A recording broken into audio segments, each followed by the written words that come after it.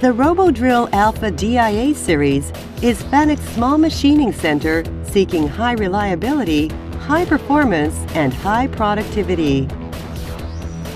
The high rigidity mechanism and high power spindle motor enable ROBODRILL to conduct highly efficient machining of aluminum and steel parts.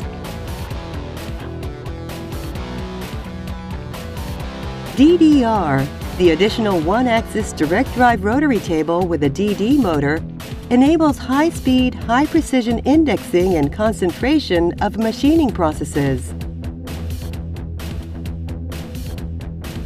Also, the combined functions of ROBODRILL and FANUC Robot realizes a compact automatic machining cell. The servo door reduces the time for replacing workpieces.